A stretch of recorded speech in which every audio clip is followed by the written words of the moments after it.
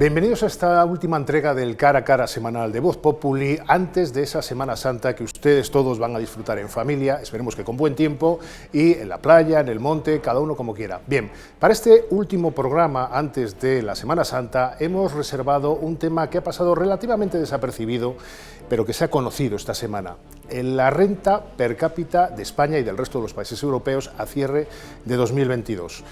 Y hemos quedado mal, en ese ranking hemos quedado mal. Parece que estamos resistiendo con tema de empleo, parece que el crecimiento económico también resiste, pero lo que es la renta per cápita sigue sin moverse nada menos que desde 2019 frente a otros países como Irlanda, Lituania, etcétera, y no digamos aquellos con los que nos comparamos eternamente como Alemania, Francia e incluso esa Italia a la que superamos en 2008, cuando el expresidente Zapatero decía aquello de la Champions League, que España estaba en la Champions League y que estábamos a punto de llegar hacia la cota francesa.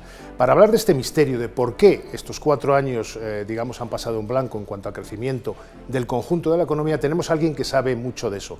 Es un economista y además profesor de la Universidad de Alcalá. José Carlos Díez, clásico de esta casa. ¿Cómo estamos? Un placer estar aquí. ¿Por qué? Porque solo tenemos, voy a leerlo para que no se me olvide, 24.590 euros de renta per cápita en España frente a los 35.860 de Alemania, 33.230 de Francia y unos 28,30 de Italia. ¿Por qué? Bueno, pues voy a citar un informe de la Moncloa y de la Oficina de Prospección, que además empieza en el informe por ahí, yo creo que muy acertado, pues porque prácticamente desde el año 2000, ¿no?, que aunque coincide con la entrada en el euro, yo creo que es más importante, coincide con el inicio de la burbuja inmobiliaria en España y con el proceso de alto endeudamiento del que no hemos salido, la economía española prácticamente no ha aumentado su productividad. ¿Qué es la productividad? Pues más o menos las ventas de una empresa dividido por sus trabajadores, y cuando sumas todos, pues, ¿no?, el PIB, que es el valor añadido, pues el PIB dividido por los trabajadores. Y según Adam Smith, que es un economista que escribió un libro en 1776, esa variable determina la riqueza de las naciones. Por lo tanto, España es un país que se ha salido del ciclo de crecimiento mundial, ¿no? Estamos en el periodo de mayor desarrollo tecnológico de la historia de la humanidad y España no está en el proceso de desarrollo tecnológico, y es un drama, evidentemente, ¿no? ¿Y por qué? Ya le pregunto como profesor, ni siquiera como analista pues, o político. Tiene que ver, bueno, hay varias causas, ¿no? Es un problema muy complejo de explicar, pero la burbuja fue muy dañina, primero porque como era tan atractivo y tan rentable durante la burbuja invertir en vivienda y en construcción, nosotros dedicamos en pleno proceso tecnológico mucho dinero a invertir en un activo que luego salió mal, ¿no? Llegamos a hacer 700.000 viviendas, no se vendieron, se tuvieron que vender muy baratas, hubo una crisis bancaria, bueno, una tasa de paro desproporcionada, y luego desde ese momento hasta aquí es un país que no ha vuelto a encontrar el foco ni ha vuelto a coger un rumbo de desarrollo tecnológico. Y el negativo, como en los antiguos procesos de fotografía, es Israel. Israel es un país que en el año 2000 empezó a invertir en tecnología y que ha subido la población de 7 a 10 millones, ha subido la renta por habitante al doble y ha subido el empleo al doble. Entonces, bueno, pues nosotros tenemos que empezar a ver cómo nos parecemos más a los israelitas, cómo invertimos más en tecnología, cómo aumentamos el tamaño de las empresas, cómo hacemos que esas empresas inviertan en los segmentos, pues como la inteligencia artificial, los nuevos sectores digitales que están entrando, donde nuestras empresas no están bien, y cómo eso genera empleos de alto valor añadido y de alta calidad para pagar salarios competitivos con esos países. Pero más allá del tema de la comparación con Israel, que es un territorio extracomunitario en Oriente Medio, ya saben, hay una realidad. España tiene ahora mismo una renta per cápita un 15% inferior a la media de la Unión Europea. En el 19, antes de la pandemia, era solo de un 9% inferior. Algo hemos hecho mal en el contexto de la Unión Europea también, porque nuestra economía está absolutamente europeizada, vamos a decir así. Tenemos unos fondos Next Generation, antes teníamos unos fondos FEDER. ¿Qué ha pasado ahí? Porque, por ejemplo, Irlanda, otro socio europeo que entró con nosotros en 1986 en la Unión Europea, según estos datos, tiene una renta per cápita absolutamente disparada y ha sabido optimizar al máximo su pertenencia a la UE. ¿Qué nos ha pasado? Bueno, antes de la pandemia ya estábamos mal, ¿eh? O sea, una diferencia en prácticamente 10 años o 11 años de 10 puntos. Por ejemplo, nos hemos alejado mucho de Portugal. nosotros íbamos a Portugal, yo iba a comprar toallas, cruzábamos la frontera de Galicia, ¿no? Y ahora Portugal tiene desarrollos tecnológicos, ha hecho mejor el tema de las startups, está en muchos sectores, está también avanzando mucho en renovables, nosotros también, pero ellos van muy bien. Entonces, antes de la pandemia ya estábamos mal. La pandemia yo creo que la gestionamos mal por los indicadores de PIB, además yo creo que bien medido, porque si mirabas los datos de empleo y de ERTES y de destrucción de empleo, pues más o menos se veía que estaba bien medido. Fuimos el país que más cayó, ¿no? También es verdad que éramos el país que más peso turístico teníamos y eso tuvo un impacto mayor que el sector agrícola, por ejemplo, ¿no? Déjame recordar a los oyentes que en Portugal hay gobierno socialdemócrata de un señor que se llama Antonio Costa y que, digamos, atrae riqueza, atrae capitales, cosa que ahora en España no está ocurriendo en la misma medida. Este es un dato importante también, ¿no? Bueno, capitales sí estamos atrayendo. De hecho, el año pasado ha sido un año récord de inversión y esperemos que, porque además hay mucha inversión en energías renovables que van a generar mucho PIB y mucha energía barata en los próximos 10 o 15 años, ¿no? Por lo tanto, esa es la parte, digamos, positiva. El problema es que se gestionó mal la pandemia con un impacto mucho mayor que en el resto de países. España e Italia fueron los dos países que mayor caída de PIB tuvieron, de profundidad. Y luego somos los que hemos tardado más en recuperar. Yo creo que ahí, lo hablamos en la última vez que estuve, Gabriel, hay un problema de medición, o sea, así como hasta el 2021 no hay un problema de medición, o sea, lo que se ve es que estamos mal, que la productividad no ha ido bien, que los datos de empleo que estamos generando, que el empleo que se genera es precario, con condiciones de salarios bajos y eso no te permite aumentar la renta por habitante, ¿no? Porque el numerador... ¿Está diciendo que el Instituto Nacional de Estadística no hace una buena estadística? Bueno, yo creo que hay un debate sobre eso y se equivocaron en la medición de la inflación y lo han corregido. En enero han sacado un nuevo IPC, incluyendo a la mitad de los hogares que, como yo, estábamos en precio libre de electricidad y que no nos incluía. Y ahora ya estamos, ¿no? O sea que, y en el PIB, sorprendentemente, todavía no han dicho por qué lo están midiendo mal, pero vamos, allí, o sea, el sector de la construcción en España es una cosa bastante estable, o sea, todos conocemos el sector de la construcción. El sector de la construcción no ha cambiado con la pandemia, o sea, seguimos haciendo lo mismo en construcción. Me están haciendo un autobús al lado de mi casa que prácticamente en 3 semanas han abierto una calle de 3 carriles por cada lado en 2 y han hecho el carril en 3 semanas. Entonces, nuestro sector de la construcción es uno de los más eficientes del planeta, ¿no? El Instituto de Estadística dice que desde el 2019 aquí la productividad por ocupado en el sector de la construcción ha caído un 10%. O sea, es más fácil creer en Dios, ¿no?, que lo que dice el INE en el PIB. O sea, hay cosas que no se pueden sostener, ¿no? Y luego, hoy hemos tenido datos de recaudación y los datos de cierre del presupuesto público en el 2022 con un crecimiento del IRPF. El IRPF es un impuesto muy sencillito, o sea, la gente trabaja durante el mes, cobra una nómina y de la nómina se le retiene una parte del salario. Sí. Entonces, vamos a ver que no es un impuesto complicado de recaudar, ¿no? O sea, es un impuesto con la era de la digitalización, y Hacienda hace muy bien el Big Data, es el único sitio en la administración que se hace bien el Big Data para recaudar. Es fácil, la recaudación por IRPF ha crecido un 16%. Entonces, el INE tiene que explicar por qué su PIB nominal crece tan poco, ¿sabes? O sea, hay cosas que no se sostienen, pero dicho eso, que haya un problema de medición no elimina el problema de fondo de productividad, ¿no? Nosotros somos un país que no está invirtiendo en los sectores de cambio tecnológico y de progreso y eso pues a 20 años se paga. A esos 24.600 euros de renta per cápita a cierre de 2022 se une una inflación desbocada, bastante desbocada. En marzo se ha frenado a una interanual del 3,3%, aunque la subyacente está en el 7,5%. Todavía eso significa que tenemos inflación para rato y que limarla va a ser tarea complicada para el Banco Central Europeo y para el Gobierno español.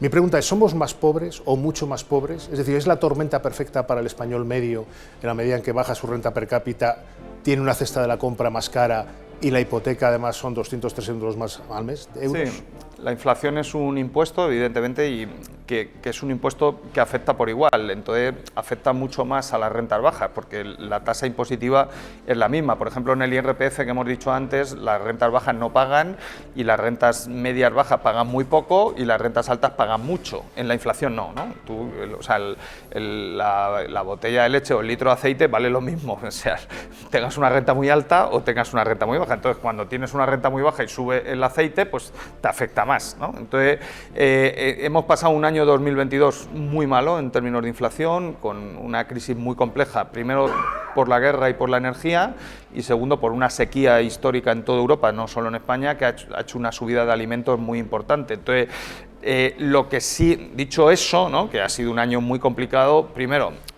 yo creo que la inflación no está desbocada, porque un 3,3% de inflación, vamos, yo nunca pensé que lo íbamos a tener. De hecho, yo pensé que íbamos a estar por debajo del 5, pero no en un 3,3. Entonces, es verdad que la subyacente está alta, tiene otra complejidad, pero lo que nos importa a los españoles es la cesta de la compra. Entonces, si tú vas hoy a echar gasolina con respecto a marzo del año pasado, estás pagando la gasolina un 30% más barato sin subvención del gobierno, que ya le han quitado los 20 céntimos. Si tú vas a pagar la electricidad en este mes de marzo con respecto a marzo del año pasado, la estás pagando a la mitad o menos. Si vas a pagar el gas, la estás pagando mucho más bajo que en marzo del año pasado, ¿no? Entonces, el componente energético ya no es un problema de inflación, y ahora lo que queda es la dinámica de alimentos, que todavía está costando bajar, pero que yo creo que según vayan saliendo las cosechas y el ciclo, vengo de una conferencia en Zaragoza con la gente de cereales, están esperando que el precio del trigo baje, que el precio se normalice. ¿Para ¿no? cuándo? ¿Para cuándo bajará? Pues están diciendo que está demasiado inflado todavía para los fundamentales de oferta, ¿no? Por ejemplo,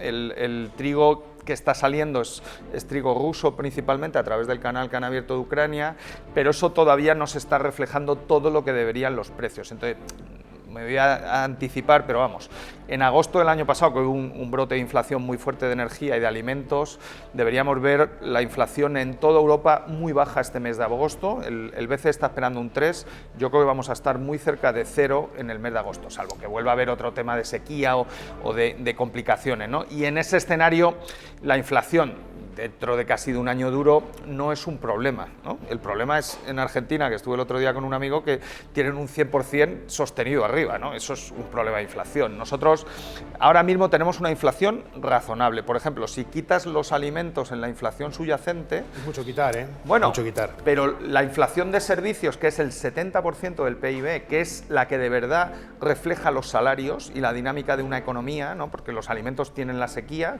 la inflación de servicios en España está en el 4%, estamos un punto por debajo de Alemania.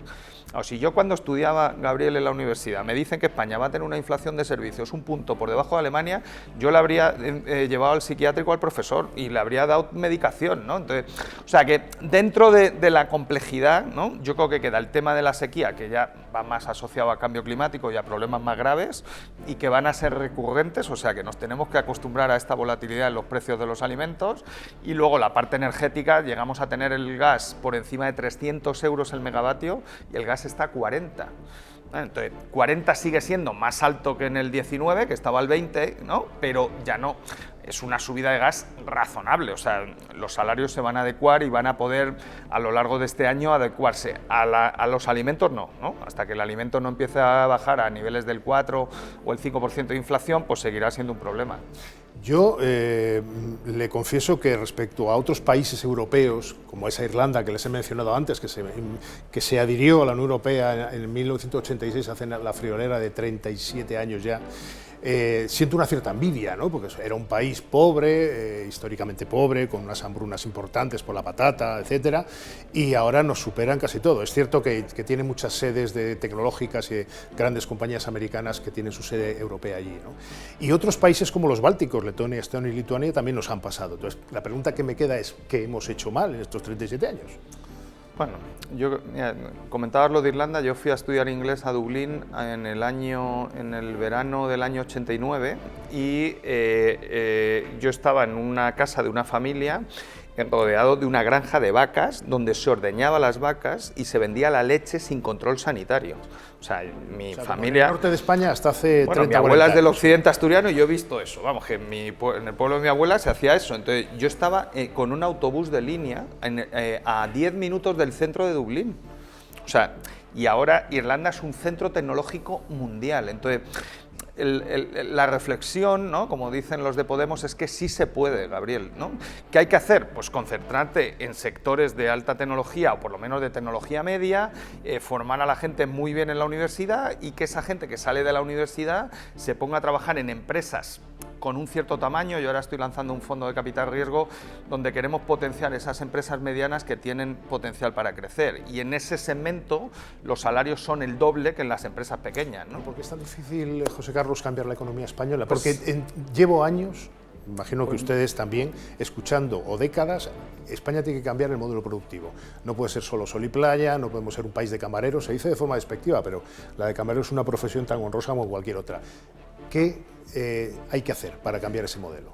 Pues mira, yo creo que históricamente, yo estudié en la universidad en los años 90 y había identificado con comparativas internacionales y europeas un nivel de calidad de empresariado bajo, ¿no? Entonces, cuando tú tienes un empresario que no habla inglés, que le da miedo ir a hacer negocios internacionales, no crece, no sale del país, no desarrolla tecnología, porque España es un país muy pequeñito, entonces tú te tienes que expandir hacia afuera, que es el caso de Irlanda y de Israel, ¿no? Son países pequeños que venden hacia afuera. Irlanda tiene 10 millones de habitantes, igual que Andalucía, o sea, que es un país pequeñito, ¿no?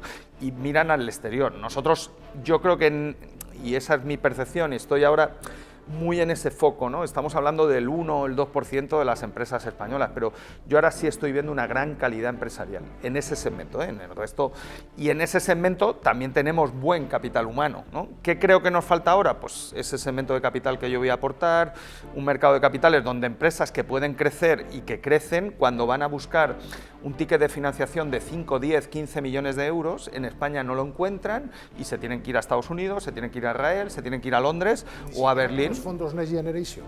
Bueno, el ICO lo está haciendo bien, está canalizando dinero, pero por ejemplo, el dinero del ICO que entra en este capital de este tipo de empresas, hasta hace un año entraba en tickets muy pequeñitos, eran inversiones de 100.000, 200.000 euros, muy glamurosas porque eran startups, iban en sandalias, con pantalones cortos, con patinetes, pero eso no genera desarrollo económico, es la cantera. Si le va bien, de esa cantera salen los Messi, los Cristiano Ronaldo, ¿no? O sea, pero ahora el ICO ha creado un fondo que es Nextech, ¿no?, que viene con fondos del Next Generation, pero bueno, de momento no estamos viendo los efectos, pero por lo menos están entrando en ese segmento, ¿no? Si vamos creando ese ecosistema, la Bolsa de Madrid, pues, ¿no?, como somos así, somos españoles, ¿por qué no funciona? Si tú tienes poco capital, ¿no?, ¿cómo puede ser que seamos el único país de Europa o de los únicos de Europa que le hemos puesto un impuesto al capital? O sea, comprar acciones en la bolsa española tiene un coste de un impuesto que no lo tiene en Holanda o en el Reino Unido. Entonces, claro, es que no le entra a nadie en la cabeza. O sea, si tú tienes un déficit de capital, bueno, tú le pones un impuesto a la contaminación porque es mala, ¿no? Pero si el capital te genera productividad y mejora de salarios y mejora de empleo, ¿cómo le puedes poner un impuesto a algo que te genera beneficios? Pero bueno, esto es una reflexión que la izquierda española tiene que hacer, ¿no?, porque están en una dinámica de que parece que están en contra del capital. Entonces tú traes capital y cuando lo traes, que es lo que hace Antonio Costa en Portugal, aumenta el empleo, aumenta el IRPF, aumenta el IVA y pagan mejores pensiones. Me lo ha puesto a huevo el invitado. José Carlos Díez es, además de profesor en la Universidad de Alcalá, además de economista, analista en todas las televisiones y radios, es el militante del PSOE. Un socialdemócrata pata negra. Antes que nada quiero preguntarle, ¿qué le parece la reforma fiscal que propone Feijóo, esa rebaja de impuestos para las próximas elecciones? ¿Qué tiene que decir un socialdemócrata como usted? Me parece, de momento lo han hecho muy local y es todo cosmético, ¿no? Es verdad que suena bien ¿no?, y el gobierno, como está en el otro lado de poner impuestos a la banca, que es absurdo, este gobierno ha hecho una bajada de IVA y de 2 impuestos específicos a la electricidad, el IVA del gas, el IVA de la electricidad y el IVA de los alimentos, por 15.000 millones de euros. Es la mayor bajada de impuestos desde el 77, ¿no? Y no lo han contado. La rebaja que ha presentado Feijóo, que no han dicho cuánto, no creo que baje la recaudación menos de 200 o 300 millones. O sea, es como una broma para los economistas, ¿no? Eso, o sea, es como tomarte un poleo, pues ya está, ¿no? Que vas a bajar el acta jurídico documentado en un pueblo para que no haya despoblación. Pues muy bien, yo lo apoyo, pero eso no es una bajada de impuestos, ¿no? La bajada es la que ha hecho el gobierno, pero no la cuenta, ¿no? Pero bueno, como le gusta decir que cuenta los impuestos a la banca y a las grandes empresas, pues está muy bien, ¿no? Pero yo creo que deberían contar que en una crisis de inflación, cuando la gente tiene un problema de renta, el Estado les ha ayudado con una bajada de recaudación en el IVA que se ha distribuido homogéneamente en toda la población. Eso es una actuación para luchar contra la crisis, ¿no? Pero no lo cuentan, Gabriel. Yo ya de comunicación cada vez sé menos y de política no. Bueno, de política usted sabe, además le voy a preguntar de política, porque donde no se tomaron poleo el otro día fue en esa comida que celebró, eso que llamamos los periodistas de forma coloquial, que nos gusta poner etiquetas, el viejo PSOE. Pero lejos de ser 3 o 4, los que siempre salen en los periódicos, fueron 150, un pedazo de comida, con un discurso de Nicolás Redondo Terreros a modo de introducción de no se sabe qué. ¿Qué fue esa comida? Bueno, no sé, me invitaron porque había muchos amigos allí, la verdad es que fue muy entrañable, ¿no? Quedamos en el Pardo, hacía un día espectacular, un restaurante maravilloso, tomamos un cóctel, pues me recordaba cuando yo quedo con los de la universidad, ¿no? Que llevas un montón de tiempo sin verte, ¿no? Y para mí fue muy entrañable, yo les respeto mucho. Yo ese año 89 que fui a Irlanda tenía 18 años y voté por primera vez. Y yo vi allí el PSOE que yo reconozco, o sea, el PSOE al que yo voté en el 89, el PSOE de Antonio Costa, con el que me identifico. Y bueno, creo que no fue un PSOE de viejos, como has dicho, porque estaba la nieta de Enrique Mújica con 30 añitos y dio un discurso... He dicho que sea un PSOE de viejos, digo que es el viejo PSOE, que es una etiqueta. Dio un discurso, pero... Si te fijas, ¿no? El problema que tiene un poco la socialdemocracia es que la derecha le ha comido el discurso, porque ¿no? la derecha apoya ahora la sanidad pública, pero no lo hizo cuando lo ha hecho la izquierda y lo ha hecho la socialdemocracia, ¿no? El problema es que ahora hay mucha socialdemocracia, pero no votan a la socialdemocracia. Pero bueno, yo creo que yo me sentí muy a gusto, evidentemente que ahora el gobierno y el partido tiene otra posición, es respetable porque ganaron las primarias, pero lo que se vio allí es lo que yo viví en el conflicto del Comité Federal del 2016, donde lo que dijo el Comité Federal es que no se podía pactar con independentistas que iban en contra de la Constitución. Y eso se denunció el día de esa comida, y lo que dicen las encuestas es que al PSOE no le está yendo bien seguramente por eso. Y luego en la parte económica, pues yo me siento más a gusto porque lo que ellos proponen es la socialdemocracia, es la antítesis del comunismo, nace contra el comunismo. Se lo voy a preguntar directo y claro. ¿Hay otro PSOE? Sí, la llama está viva y hay ascuas, ¿no? Evidentemente que el partido tiene otra dinámica, va a haber unas elecciones ahora, pero yo allí me sentí muy a gusto, ¿no? Con el PSOE que yo reconozco.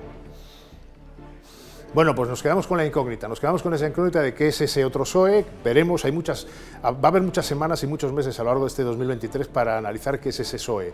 Va a haber unas elecciones, se lo recuerdo, el 28 de mayo, municipales y autonómicas, pero que me temo que en tanto que elecciones generales, que lo son también, van a predeterminar muchas de las cosas que pase luego.